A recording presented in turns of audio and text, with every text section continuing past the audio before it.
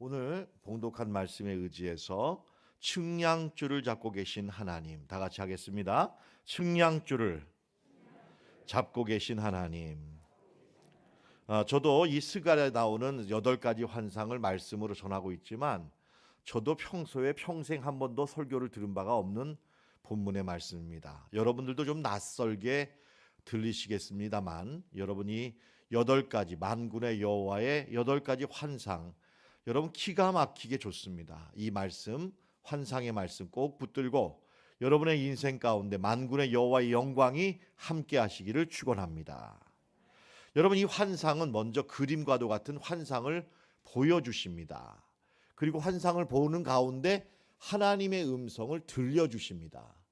그리고 들려주신 말씀을 나중에 하나님은 깨우쳐 주십니다. 이 말씀의 의미가 뭐고 왜 이런 말씀을 전했는지를 깨우쳐 주신다. 다 같이 하겠습니다. 보게 하신다. 들려주신다. 깨우쳐 주신다.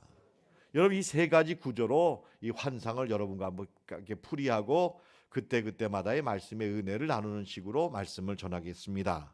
그럼 먼저 하나님은 이 3번째 환상인 이 측량줄을 잡고 계신 하나님의 환상에서 무엇을 보여주고 계신가? 1절부터 5절을 보시면 스가랴 선지자가 고개를 들어서 영적인 눈을 떠서 보았답니다.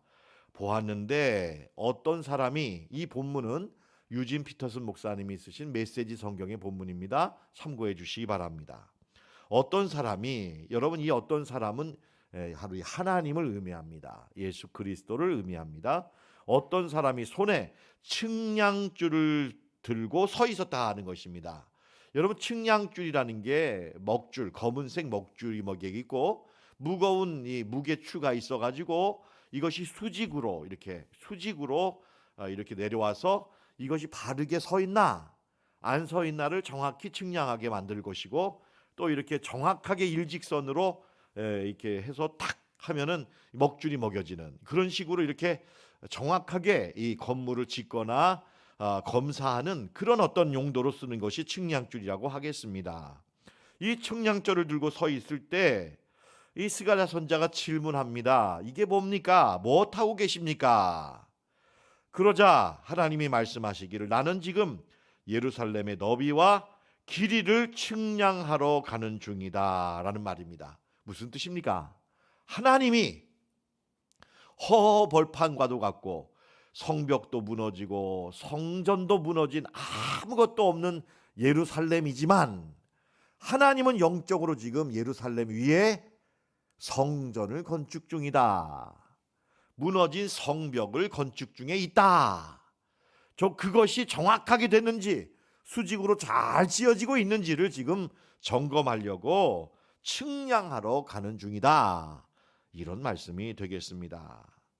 하나님께서 이렇게 말씀하십니다. 그리고 그 말씀으로 말씀을 듣고 밖으로 나가는 전령 천사는 바로 그때 성전 안으로 들어오는 다른 천사를 만나자 이런 말을 하게 됩니다. 여러분, 이것이 또 들려지는 말씀이 되겠습니다. 뛰어가라, 어서 뛰어가라. 측량사에게 말하거라. 예루살렘 성벽이 터질 것이다. 왜 터집니까? 사람과 짐승으로 꽉 들어차서 번영하다가 못해 이 성벽이 터질 듯이, 풍선이 터질 듯이 예루살렘이 번영하게 될 것이다. 내가 예루살렘과 함께 할 것이고 하나님이 성벽이 없는 예루살렘에 불성벽이 되게 하시고, 여러분, 왜 불성벽이라고 하죠? 저녁에도 불이 안 꺼집니다. 밤에도 불이 안 꺼지니까 불성곽이라고 하는 것입니다. 그 안에 빛이 되어주리라, 이렇게 말씀하고 있습니다. 이것이 여러분 3번째 환상의 내용이 되는 것입니다. 좀 그림을 몇 장 가져왔는데, 측량줄, 먹줄이죠. 측량추, 측량의 도구. 그래서 여러분, 시마다 때마다 정확하게 세워지는지, 여러분 벗어나지 않았는지, 균형이 무너지지 않았는지를 정확하게 이렇게 재고 있는 모습들을 제가 찾아보았습니다. 예루살렘이 공사 중에 있는데 이 공사 중인 하나님의 성전 건축은 앞으로 예루살렘을 엄청나게 번영하게 하고 밤에도 불이 꺼지지 않는 영광의 도시가 되게 할 것이다. 이것이 측량줄을 잡은 환상을 통해 하나님이 들려주시는 말씀이었습니다. 여러분, 눈에 보이는 어떤 도시가 번영하고 어떤 건물이 세워지게 되기 전에 이 환상은 우리에게 말하기를 먼저 영적으로 하나님의 건축이 끝나야 한다. 영적으로 시온의 대로가 열려야 세상적인 고속도로도 열리는 법이다. 여러분, 영적으로 하나님께서 일으키시는 건축을 하고 있다는 것입니다. 올 한해 여러분의 영혼 속에도 우리 교회에도 이런 하나님의 위대한 건축의 역사가 일어나게 되시기를 축원합니다. 여러분, 그림 한 장을 보겠습니다. 유명한 그림입니다. 한반도 위를 지나는 인공위성이 밤중에 이 한반도를 찍었는데 이렇게 그림이 나왔습니다. 사진을 보십시오. 기가 막히지 않습니까? 휴전선을 딱 가르고는 절반 밑에 남쪽 대한민국에는요 불야성입니다. 여러분, 한번 제가 가만히 이 사진 봤더니 여러분 한번 보세요. 일본이 밝아요? 한국이 더 밝아요? 예? 맞습니다. 여러분, 한국이 더 밝은 빛으로 빛나더라고요. 여러분, 지금 최근에 뉴스에 의하면 이 일본의 국력을 이 GDP를 한국이 지금 따라잡았대요. 상상도 못할 일이 지금 벌어졌답니다. 여러분, 이렇게 더 밝은 빛으로 환하게 빛나는데 저 북쪽은요 평양의 점이 하나 보일까 말까, 불이 하나 보일까 말까 할 정도로 짙은 어둠이다라는 것입니다. 근데 제가 이 그림을 또 보니까는요 이 그림의 특징이 있어요. 과거에 역사적으로 이 불은요 고속도로를 따라서 불이 켜지고 있어요. 경부고속도로와 호남고속도로의 여러분 그 길을 따라서 불이 밝혀지고 있죠. 그죠? 예. 여러분, 그러니까는 뭐냐면은 먼저 이 도로가 열려 있고 도로가 깔려야 거기에 불이 들어온다라는 것을 우리는 역사적으로 알게 됩니다. 여러분, 참 역사적으로 좀 배울 게 있으면 배워야 될 것 같아요. 예, 우리 역사에서도 좀 배울 게 있는 것 같아요. 뭐냐면 여러분, 지금 경부고속도로를 얼마나 잘 깔았어요. 근데 과거에 이 경부고속도로를 반대했던 언론과 정치인들이 이런 말을 하면서 건설 현장에 누워가지고 내 위를 지나가라고 반대 데모를 했답니다. 뭐라고 했는지 한번 제가 찾아봤습니다. 이 경부고속도로는 재정 파탄을 일으킬 것이고 지역 불균형이 오게 할 것이고 차도 별로 없기 때문에 이 도로를 깔아봤자 돈 많은 부유층이나 타고 다니는 유람도로가 될 것이다. 그러니 절사반대할 테니 나를 깔고 가라 하고는 여러분 도로에 누워가지고 데모를 했다는 거예요. 근데 여러분, 이 경부고속도로를 외롭게 시작한 박정희 전 대통령은 1968년 9월 11일 공사를 준공하면서 이런 말을 했답니다. 왜 이 고속도로를 만드는가?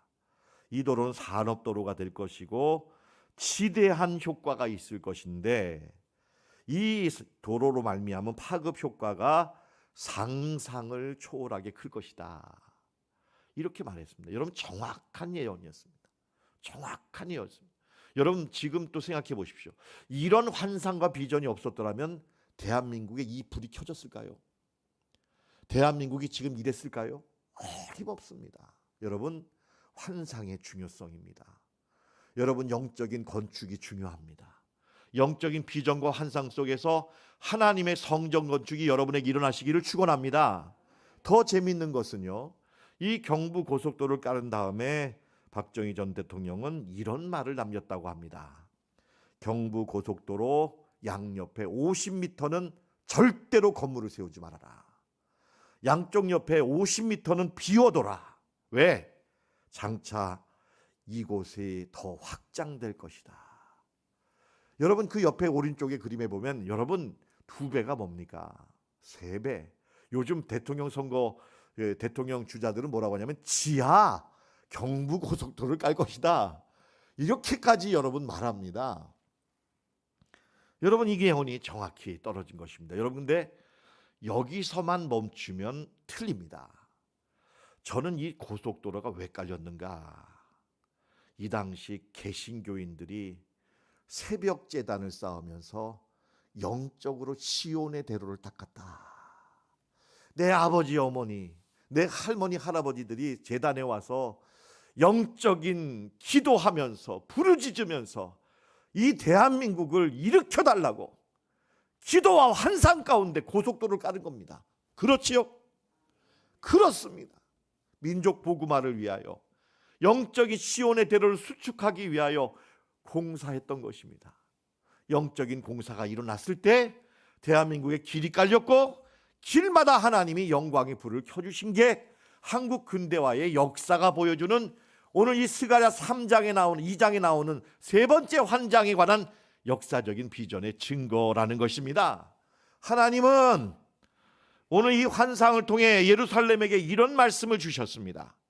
예루살렘의 미래는 아주 밝을 것이며 장차 크고 위대한 성읍이 될 것이다. 여러분, 이 환상과 만나기 이전과 이후가 달라야 합니다. 기독교인들은 하나님의 영광을 품고 있는 사람들입니다. 여러분, 원대한 꿈을 가지시기 바랍니다. 하나님의 영광의 규모는 엄청난 것입니다. 엄청난 거예요. 여러분, 예수를 믿으면서도 여러분, 우리가 소극적으로 여러분 현지만 지금만 바라본다는 것은 말이 안 되는 것입니다. 하나님은 이 환상을 통해 우리에게 말합니다. 예루살렘은 공사 중이다. 이 건물과 건축을 통해서 하나님은 미어 터지게 만들 것이다. 그리고 그 도시는 밤에도 낮에도 불이 꺼지지 않는 불성곽이 될 것이다. 야, 여러분, 하나님의 영광의 세계는 그 규모와 차원이 엄청난 것입니다. 여러분, 이 비전을 품고 사시기를 바랍니다. 이것이 첫 번째 영광의 메시지예요. 성경을 가지고 다니시고 말씀을 품고 있다면 이렇게 사셔야 합니다. 이것이 만군의 여호와의 세계입니다. 이때 두 가지가 있을 것을 보라는 거예요. 환상을 통해 예루살렘이 저렇게 불타는 도시, 불붙은 도시가 될 것을 보라는 거예요. 예루살렘이 터져버릴 것이고 예루살렘은 밝은 빛을 향해 나가는 불성벽이 될 것임을 기억하라는 것입니다. 자, 여러분, 이 이야기를 왜 하실까요? 이 환상을 보신 다음에 두 번째로 들려주시는 말씀이 있습니다. 이것이 이 환상을 보여주시는 목적입니다. 여러분, 그러면 이제 들려주시는 환상을 보여주시면서 들려주시는 말씀을 소개합니다. 6절과 7절 말씀입니다. 이 환상과 음성이 끝난 다음에 하나님이 스가랴 선지자를 통해서 누구에게 말씀을 전해주시는가가 중요한데, 누구냐? 바벨론과 페르시아에 살고 있으면서 고레스 왕의 칙령을 통해서도 예루살렘 본토로 돌아가라, 예루살렘 본토로 돌아가서 성전을 수축하라, 무너진 예루살렘 성전을 수축하라 하지만 돌아가지 않고, 여러분, 번영한 도시 바벨론에서 계속 눌러앉아서 살고자 하는 사람들, 페르시아의 종교 관영 정책을 믿고 안주하면서 사람을 믿고 나 여기서 살래 하고 머물고 있던 디아스포라 유대인들을 향해서 하나님 말씀하시는 겁니다. 뭐라고 말씀하시는가? 하나님이 일하시는 곳에 서라는 것입니다. 하나님이 역사하는 곳으로 옮겨가라는 것입니다. 여기에 머물지 말라는 거예요. 눈앞에 보이는 것에 여러분 사로잡히지 말라는 거예요. 하나님의 말씀을 읽어봅니다. 일어서라, 거기서 당장 나와라, 바벨론에서 당장 나와라, 너희가 멀리 끌고 간 그곳에서 돌아오너라. 하나님의 말씀이다, 포고이다. 내가 너희를 사방으로 흩었지만 이제 시온아, 바벨론에서 나오너라. 지금 당장 나오너라. 당장의 바벨론에서 나오거라. 왜요? 이유가 있습니다. 위험합니다. 무슨 위험입니까? 여러분 성경 가지셨으면 자막이 없습니다. 성경 본문을 보십시오. 2장 6절을 보십시오. 1314쪽 6절을 제가 여러분과 함께 읽으려고 합니다. 자막을 준비하지 못해서 죄송합니다. 6절 말씀 다 같이 읽겠습니다. 시작. 오호라, 너희는 북방 땅에서 도피할지어다. 여호와의 말씀이니라. 이는 내가 너희를 하늘 사방에 바람같이 흩어지게 하였음이니라. 여러분, 북방에 바벨론이 있고 페르시아가 있어요. 하나님이 어떻게 흩으신다고요? 뭐같이? 예, 바람같이 흩어지게 하실 것이다. 여러분, 바벨론 성이 바람같이 무너지면 얼마나 위험해요. 여러분 그 성 안에 있다가는 얼마나 끔찍한 일을 당할 거예요. 여러분 페르시아를 하나님이 바람같이 망하게 하실 거래요. 가만히 있으면 큰일 납니다. 그러니까 하나님이 어서 나오라고 말씀하고 있습니다. 포로기 이후에 이스라엘 민족의 이야기를 드리겠습니다. 페르시아의 왕 고레스가 바벨론을 함락했습니다. 그리고는 종교 관용 정책을 펼쳐서 이스라엘 백성들을 포함한 모든 식민지 지배 백성들을 고국으로 귀환하도록 하고 종교의 자유를 주고 그리고 자결권을 민족 자결권을 주었습니다. 이러자 이스라엘 백성들은 에스라, 느헤미야, 스룹바벨, 학개, 스가랴, 여호수아 제사장을 중심으로 시온으로 돌아가자. 시온주의 운동을 펼쳤습니다. 바벨론에서 페르시아에서 예루살렘으로 돌아가자는 운동이었습니다. 그런데 여러분 아무리 하나님의 말씀을 전하고 예루살렘으로 돌아가라고 해도 이 말씀을 듣고 돌아간 사람은 희박했습니다. 왜냐하면 당시 스가랴 선지자가 이 스가랴서를 기록할 당시에 예루살렘은 지극히 가난하고 지극히 볼품이 없는 황무지였던 것입니다. 이 당시 예루살렘의 인구는 500명 정도가 남아 있었다고 합니다. 전 유대 지역에 살고 있는 인구 수는 13,000명 정도가 남아 있다고 합니다. 여러분 이런 때에 스가랴 선지자가 예루살렘으로 가서 예루살렘에서 돌아오라고 한 것입니다. 여러분 서울에 살던 사람이 시골로 내려가라면 내려가겠습니까? 쉽지 않은 일입니다. 자녀 교육이 있지 않습니까? 의료 혜택이 있지 않습니까? 생활 물자가 필요하지 않습니까? 도로 시설이나 사람과의 관계나 문화적인 욕망은 어떠합니까? 여러분 이런 거 다 내려놓고 여러분 아무것도 없는 예루살렘에 가서 생고생을 하라면 누가 내려간다는 말이에요. 아무도 안 내려갔어요. 근데 여러분 이 말씀은 그래도 의미가 있다. 왜 그런가? 제가 조금 여러분 복잡하지만 역사적인 사실과 흐름을 여러분에게 소개하려고 합니다. 조금 불편하시더라도 말씀을 경청해 주시기 바랍니다. 도표 하나를 보겠습니다. 맨 밑에 검은색 줄 잘 안 보이실 거라고 생각합니다만 이 검은색 줄에 보면 539년과 535년이 있습니다. 여러분 그 옆에는 다니엘의 나이가 나와 있고요. 이 539년에 바벨론은 1차로 메대와 파사에 의해서 페르시아에 의해서 멸망을 당합니다. 그리고 535년 4년이 지난 후에 고레스 왕에게 의해서 여러분 이 바벨론 그 엄청난 성이 완전히 불에 타서 멸망해 버립니다. 바벨론 성은요 어마어마한 도시입니다. 계획 도시입니다. 이 안에 둘러싼 성이 있고 밖에 둘러싼 성이 있고 그 성벽 위에 마차가 2차선으로 지나갈 수 있을 만큼 넓고 굵게 성벽을 지었고요. 그 성벽의 외관은 해자를 두어서 물을 깊이 파가지고 물을 끌어당겼기 때문에 이 물을 건너서 성읍에 침투할 수가 없었습니다. 그런데 바벨론 성을 불태울 때 고레스는 이 티그리스 강 물줄기를 다른 길로 돌려버렸습니다. 그리고는 물이 흐르지 않게 물을 말려버리고 물이 없는 곳으로 들어가서 수로를 타고 들어가가지고 바벨론 성을 불태워버린 것입니다. 여러분 이 도표는 무엇을 망하냐면 바벨론은 망하고 또 망했다. 여러분 이것입니다. 그 화려한 도시 바벨론이 망하고 또 망했다. 곧 망했다는 것입니다. 자, 그럼 둘째로 바벨론을 점령한 페르시아는 종교 관용 정책이 있지 않습니까? 민족 자결 정책이 있지 않습니까? 여러분 그러면 얼마나 안전할까요? 사람 믿지 말라는 것입니다. 왜냐? 여러분 이 도표 여기도 제가 여러분 좀 보기에 불편하지만 스가랴서가 기록된 1차 바벨론 포로 귀환 세대 날짜를 제가 BC 537년이라고 한 부분을 제가 여러분에게 맨 위에 부각을 시켰습니다. 이때 스가랴서가 쓰여졌습니다. 근데 여러분 한 단계만 밑에 내려오시면 BC 458년에 아닥사스다 왕, 이 페르시아의 황제입니다.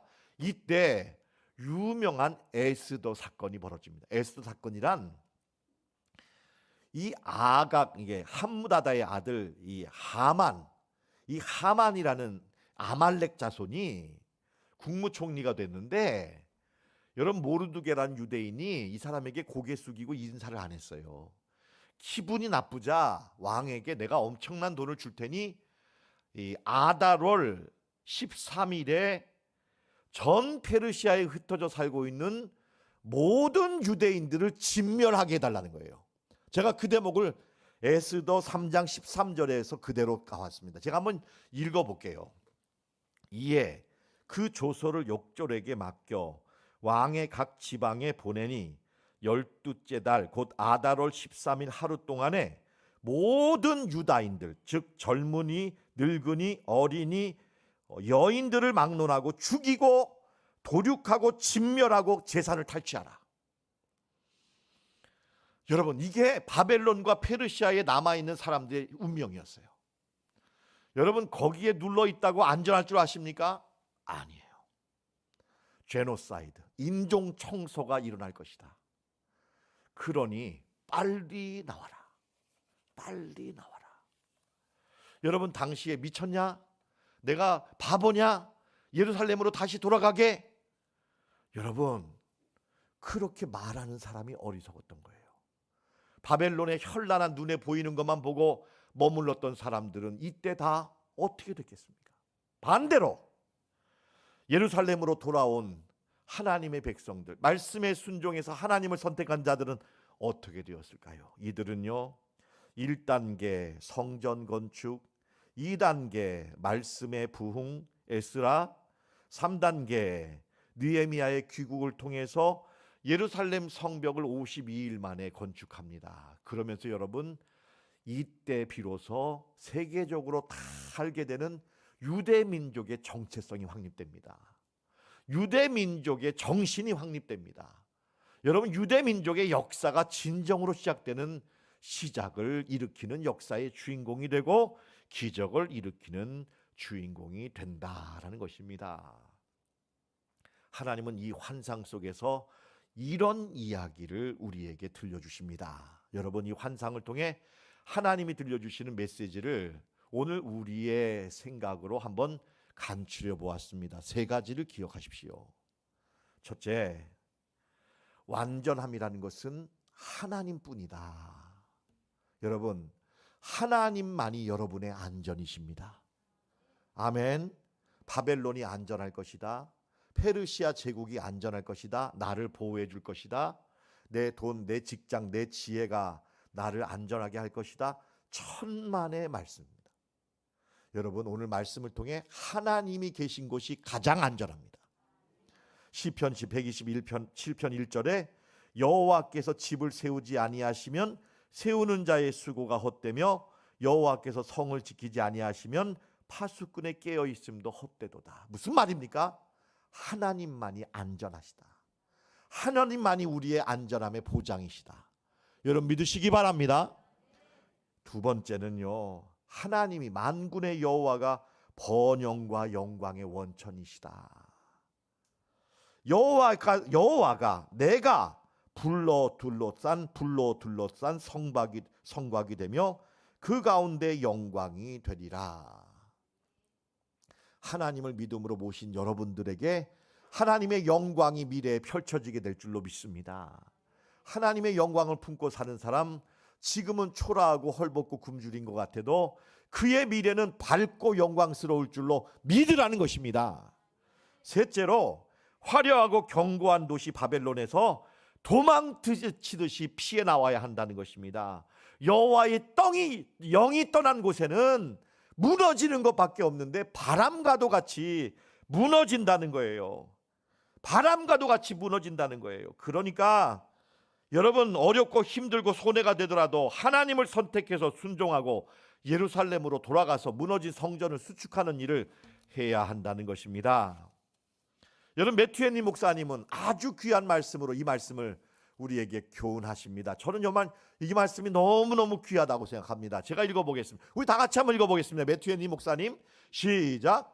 하나님을 자신의 하나님으로 모시고 살아가는 자들은 하나님을 자신의 영광으로 모시고 살아가는 것임을 명심하라. 여러분, 하나님을 모시고 사십니까?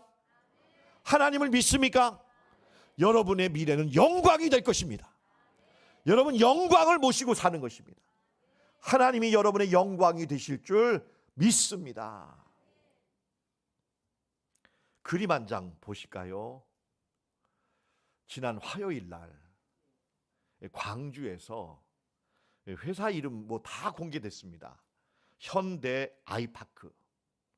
제가 전에 있던 교회도 강남에 아주 노른자 땅이 있었죠. 제가 그 아이파크 신방을 갔습니다.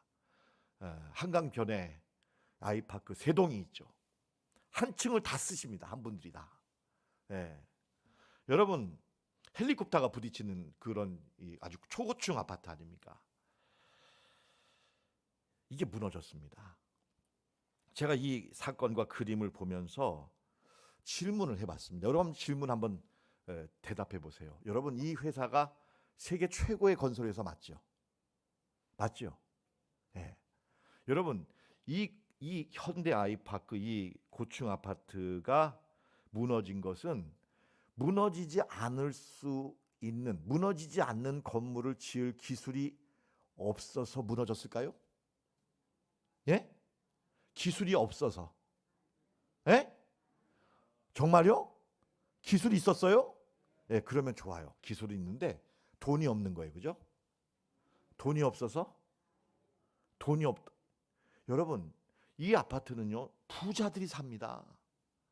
이 부자들이 산다는 아파트로 유명합니다. 여러분, 돈이 충분하게 모아지고 투자가 되었습니다. 그러면요, 왜 무너졌죠? 여러분, 지금도 이 아파트는요, 가까이 가지 못한대요. 가까이 가면 벽이 스스로 무너진대요. 바람같이 무너진대요. 가까이 갈 수 없을 정도로 여러분, 허망하게 언제 무너질지 몰라서 구조 작업도 못한대요. 왜 그럴까요? 제가 신문 기사를 봤거든요.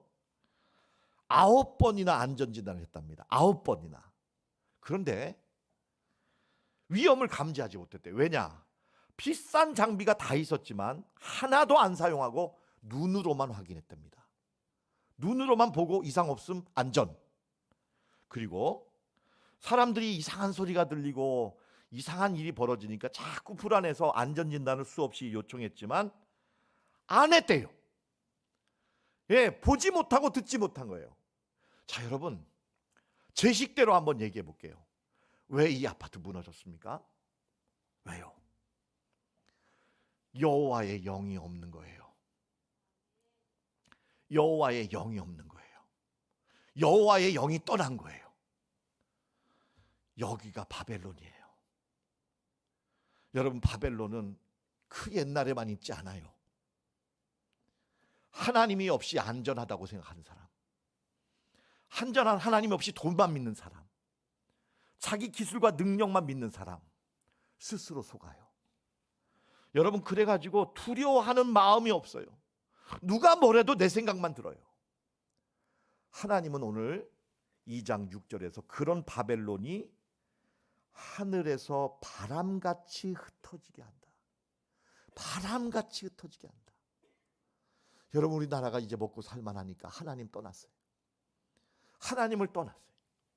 하나님의 영이 떠났어요. 여러분, 그러니까 구조도 못해. 언제 어떻게 될까 봐.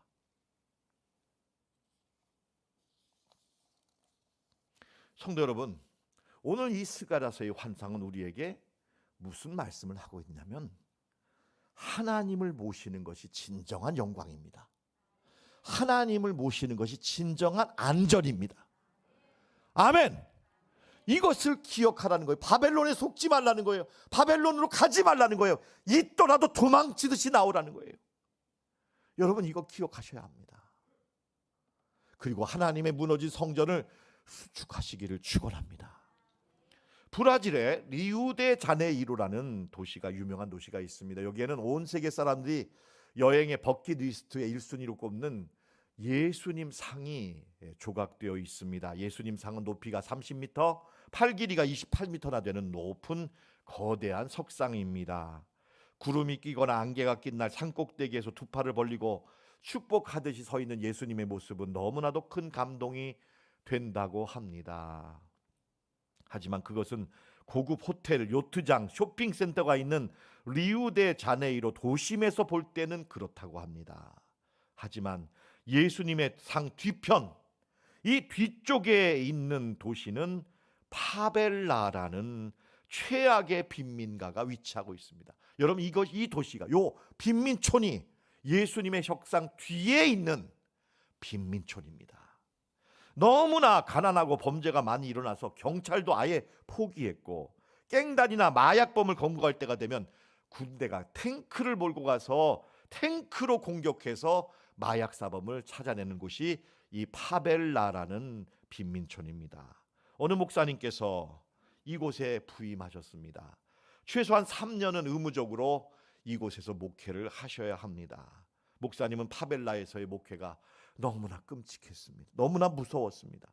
온갖 세상의 죄악이란 죄악은 다 이곳에 모여 있는 것 같았습니다. 목사님은 딱 한 가지 소원, 빨리 3년의 마지막 날이 오기를 기다리면서 고대했습니다. 그리고 마지막 날이 찾아왔습니다. 이 목사님은 떠나기 전에 예수님의 석상을 바라보면서 간절히 기도했습니다. 예수님의 모습은 조명을 받아서 밝게 빛나고 있었는데 그 예수님의 뒷모습을 보고 묵묵히 기도할 때 예수님께서 이 목사님에게 이런 말씀을 들려주셨다고 합니다. 내 뒤에 서 있어라. 내 앞에 가지 마라. 이 목사님은 예수님 석상 앞에 있는 화려한 도시로 가려고 했습니다. 그곳으로 가서 편안하고 그리고 행복하고 그리고 어느 정도의 유복한 삶을 살 수 있었습니다. 이제 오늘만 지나면 내일은 그곳에 갈 수 있는데, 이 목사님을 사랑하신 예수님은 이 목사님에게 말씀하십니다. 지금처럼 내 뒤에 있어라. 그리고 나를 따르라.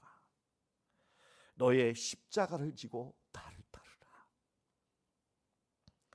예수님 앞에는 화려한 도시가 펼쳐져 있습니다. 예수님의 뒤에는 비참한 파벨라라는 빈민촌이 있습니다. 어디를 선택할 것인가?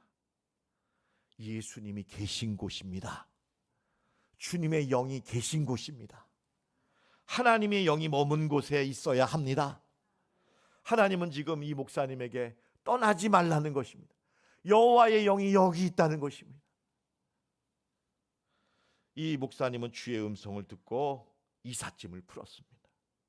영원히 이 마을에 남기로 결심했습니다. 자기에게 주어진 십자가를 지고 주님을 따르리라 다짐했습니다. 왜요? 주님이 계신 곳이 영원한 영광입니다. 그곳에 희망이 있기 때문인 것입니다. 성도 여러분, 바벨론 성에서 피하시기를 축원합니다. 여러분, 망할 곳에 가지 마십시오. 화려하지만 여호와의 영이 없는 곳은 망할 것이며 바람에 같이 사라질 것입니다. 여러분, 이 세상이 지금 그렇습니다. 분별하십시오. 떠날 곳은 떠나시고 버릴 것은 버리시고 주님께로 돌아오셔서 무너진 성전을 수축하시기를 축원드립니다. 하나님께서는 마지막으로 메시지, 교훈의 메시지를 11절과 12절에서 말씀하십니다. 여러분, 이 여러 줄에 걸친 이 메시지의 핵심은 무너진 예루살렘 성전을 다시 세우라는 것입니다. 하나님이 성전을 세우시고 거기서 뭔가 새 일을 행하신다는 것입니다. 그분이 성전 속에서 움직이고 계신다는 것입니다. 영원히 위대한 영광의 역사를 이루고 계신다는 것입니다. 성도 여러분, 올해 우리 교회는 다윗의 무너진 장막을 세우기 원합니다. 우리 참된 교회는 여러분들과 저가, 여러분 무너진 다윗의 장막을 세우는 여러분이 되시기를 축원합니다. 우리 하나님은 요한복음 15장 16절에서 무너진 다윗의 장막을 세우는 건축자라고 말씀하십니다. 우리 다 같이 사도행전 15장 16절 말씀을 소리내어 읽어보겠습니다. 시작. 이후에 내가 돌아와서 다윗의 무너진 장막을 다시 지으며 또 그 허물어진 것을 다시 지어 일으키리니, 지으리라, 일으키리라. 하나님은 공사를 일으키시는 공사 중이신 하나님이십니다. 그런데 어떤 성전입니까? 성경에 보면 여러 성전이 나오죠. 모세의 성막, 너무나 위대합니다. 하늘의 모형입니다. 근데 하나님은 모세의 성막이라고 말하지 않습니까? 왜일까요? 성소와 지성소가 분리되어 있기 때문입니다. 하나님과 우리가 여전히 갈라져 있기 때문입니다. 하나님은 솔로몬의 황금 성전 아닙니다. 겉은 화려하지만 여러분, 성전 지어놓고 우상만 따라갔습니다. 여러분, 마음이 없었습니다. 그 성전 아닙니다. 스룹바벨 성전 믿음으로 처음엔 지었습니다만 나중에는 성직자도 버리고 성물도 버리고 11조도 안 왔습니다. 궁색한 성전입니다. 하나님은 스룹바벨 성전도 아니라고 합니다. 헤롯 성전 46년 동안 대리석으로 지었지만 정치와 결탁했습니다. 여러분, 돈을 바꾸면서 이권을 챙겼습니다.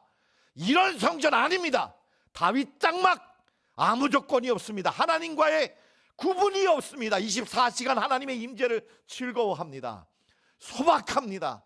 영원히 하나님을 향한 불타는 영광을 사모합니다. 이것이 하나님이 짓고자 하는 다윗의 장막인 줄로 믿습니다. 하나님은 이 장막을 세우신 다음에 약속하시기를 사무엘하 7장 16절에서 내 집과 내 나라가 내 앞에서 영원히 보존되고 내 왕위가 영원히 견고하리라. 여러분, 영원한 여호와의 영광이 여러분에게 함께 하시고 이 민족에게 함께 하시기를 축복합니다. 여러분이 다윗의 장막을 지을 때 사용할 청량줄을 마지막으로 소개합니다. 여러분이 그림입니다. 제가 항존직 이번에 교육할 때 2달 동안 이걸 그림을 보여드리면서 여러 차례 강조를 드렸습니다. 여러분, 이것이 여러분의 다윗을 성전을 건축하는 청량줄이다라고 소개합니다. 여러분, 가운데, 맨 가운데 수레바퀴의 중심에 누가 계십니까? 누가 계십니까? 예수 그리스도. 여러분, 여러분의 삶의 중심에 내가 계십니까? 예수님이 계십니까? 아직도 나라면 성전 건축을 통해 예수님으로 바꾸시기 바랍니다.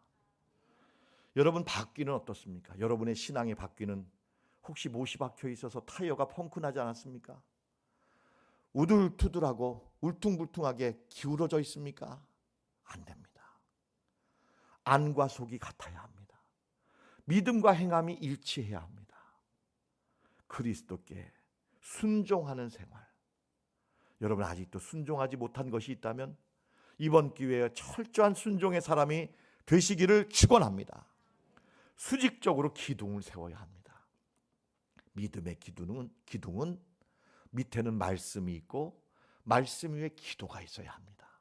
여러분, 기도 생활 하십니까? 일보다 기도가 먼저 앞서십니까? 다 같이 하겠습니다. 나는 기도하는 사람입니다. 여러분, 올해 기도하시는 사람 되시기를 바랍니다. 여러분, 그리고 말씀으로 무장하셔야 합니다. 하나님의 말씀의 뜻을 분별하셔야 합니다.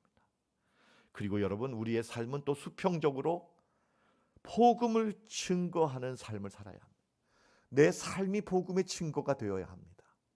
여러분이 가는 곳마다 그리스도의 은혜와 영광이 나타나시기를 바랍니다. 아울러 여러분들의 나눔이, 대화가 예수님이 되시기 바랍니다. 세상 자랑이 되거나 여러분 내 불평이 되거나 내 생각이 되지 마시고 여러분 교제 가운데 예수님을 나누시는, 생명을 나누시는 공급자가 되시기를 축원합니다. 여러분, 이 청량줄 붙드십시오. 이 청량줄로 정확하게 무너진 다윗의 장막을 세우시는 여러분 되시기를 축원합니다. 제가 장황하게 말씀을 드린 듯 하나 말씀을 3가지로 드렸습니다. 3가지 대목 요약하고 말씀 마치겠습니다. 첫째, 청량줄을 잡으신 하나님의 메시지는, 환상은, 첫째는 뭐냐면 하나님의 나라의 영광의 규모와 크기는 어마어마하다. 상상을 초월한 무한 광대하다. 이것을 먼저 보아야 한다는 거예요. 보십시오. 아멘. 하나님의 세계를, 무한한 영광의 세계를 바라보셔야 합니다. 둘째로, 하나님이 계시지 않는 곳, 하나님이 영광이 떠난 곳에 있으면 안 됩니다. 위험합니다. 바벨론에서 속히 떠나라. 떠나라. 뒤도 돌아보지 마라. 말씀하십니다. 셋째로, 무너진 예루살렘 성전을 수축하는 거, 이게 얼마나 중요한지 모른다. 어떻게 수축할지 말씀드렸습니다. 이 성전에 하나님의 영원한 영광이 임할 줄로 믿습니다. 이 환상의 축복이 여러분과 함께 하시기를 예수님의 이름으로 축원드립니다. 기도합니다.